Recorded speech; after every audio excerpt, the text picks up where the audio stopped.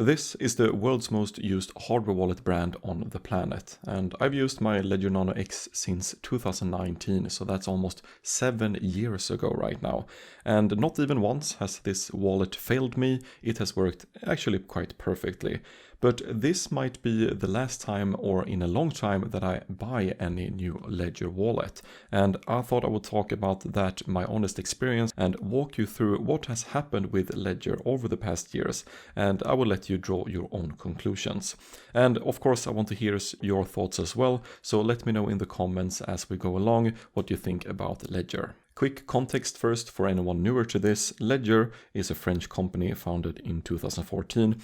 And for most of the last decade, they were the default hardware wallet recommendation. When most people picture a hardware wallet, they see this kind of like USB looking kind of device. I believe they have sold over 7 million of these kinds of devices, and roughly 20% of all crypto in the world sits on a Ledger wallet right now, over $100 billion in Bitcoin alone. So Ledger is not a small company at all, but over the few last years, things have shifted a little bit, and not in some small ways. The first thing that changed things up for me was the 2020 data breach. Ledger's customer database got hacked, and around 272,000 customers had their full names, phone numbers, and home addresses leaked publicly. That data then ended up on different hacking forums where it still exists today. And here's the part that genuinely concerns me and a lot of people. The whole point of a hardware wallet like this is to protect you from remote attacks. But once your home address is on a public list somewhere and it is of known crypto holders, you are then exposed to something called a wrench attack. And that is when someone physically shows up at your door because you own crypto. And the hardware wallet does not really protect you from that. And this kind of leak does not get fixed by buying a new device like this. The data is still gonna be out there. And the people who have bought a Ledger years ago, they are still on that list today. Now also, if you like this kind of video where I talk like this honestly about Ledger, I have also used the Trezor wallets for many years. So if you want to see a similar video where I talk about Trezor, let's say if this video reaches 200 likes, then I will make that video about Trezor as well. Then in 2023, another thing happened where a former Ledger employee got phished. The hackers used that access then to push malicious code into something called the Ledger Connect Kit. That is the software that lets websites or applications talk to your Ledger device. So if you ever then connected your device to a DeFi app during that window, your funds could then have gotten drained automatically. And at least $600,000 was stolen during this incident. So the hardware itself was fine, the hardware did exactly what it was supposed to do, but the software around it had been compromised. Then in May 2023, Ledger announced a service called the Ledger Recover. The idea was that you pay $10 a month and Ledger stores an encrypted version of your seed phrase split between 3 companies so that you can recover it if you lose it. And sure, that sounds reasonable on paper, but the announcement confirmed something a lot of people had assumed was impossible, that a Ledger device can technically extract your seed phrase from the secure chip and send it out. And there was a huge community reaction to this, because once you know the device can do that, you have to trust that it will never do that.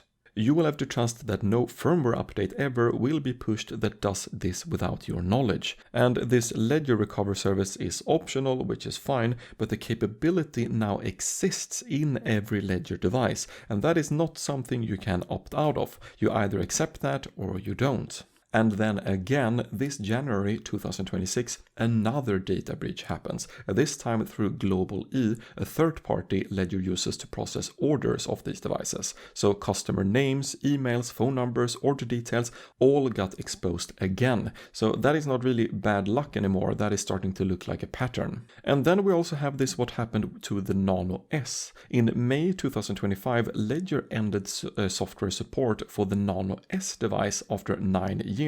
So no more firmware updates, no security patches for it. And the reason given was the memory limitations on the device. And those were fair enough on the technical side, but the message it really sent to us, the customers, the Ledger users, was that hardware wallets are supposed to be long-term storage, and the people that have bought a Nano S thought that they could put it away for about, I don't know, 10-15 years, but now those people have unsupported devices. So if it's really unsure if that kind of logic will eventually be the same for the Ledger Nano X in the future. I don't know. So I think a lot of people who bought a Ledger device are now starting to question the long-time viability of these devices, and I think that's fair. But there is one thing that has surprised me quite a lot during the recent years, because Ledger have had one of the most time, the most resources, and more users than anyone else within this crypto space. So you would kind of expect that their products to lead on something, to be the really best ones. To be either the easiest to use, to be the one that have the most coins or blockchain supported,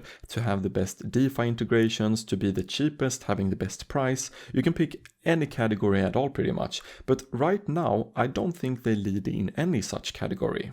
So for example, Trezor right now, they got a lot better security features, and they are even cheaper, and their historical track record is clean. We also have another wallet, the Tangent wallet, which is a lot easier to use, so it's perfect for beginners and pretty much supports any kind of coin or blockchain out there. So there have been a lot of progress from other companies, and that is at the same time as Ledger still uses the same Ledger Live or Ledger Wallet app or program that still have this weird clunky user interface that isn't really easy to use for beginners or users at all. We still need to download a separate app for each blockchain we want to store a coin on, which it's just really a mess in my opinion from the user interface standpoint. Also, the built-in swap feature comes with high fees. There isn't really any leading aspect here. So here you have a company that has been the leading name for the wallets in the entire space for such a long time, but instead all of the competitors have caught up and have in some cases already passed them on several aspects. So where does this leave me now after 7 years? Well, the hardware wallets work. My Nano X has never failed me. Millions of people use Ledger wallets safely every day, and if you already own one and use it correctly, it will probably do its job for a long time to come. But Ledger is no longer my default recommendation, not because the hardware is bad, because the company around the hardware has had too many incidents in too short of a time, and the consequences of these data breaches are still out there lingering on the dark web. I genuinely hope Ledger will be able to turn this around. They are still the go-to image of a hardware wallet for most of the people around the world, and they definitely got the resources to make changes, so I really hope to see that, and I might consider buying their products again if they have a few good years ahead of them. Alright, let me know in the comments where you stand on Ledger now. Are you sticking with them or have you moved on already? I will leave some of the links to these wallets I personally use down in the video description, and if you want to see more videos like this, they should be showing up here somewhere. Alright, thank you for watching, I'll see you in the next one. Bye bye.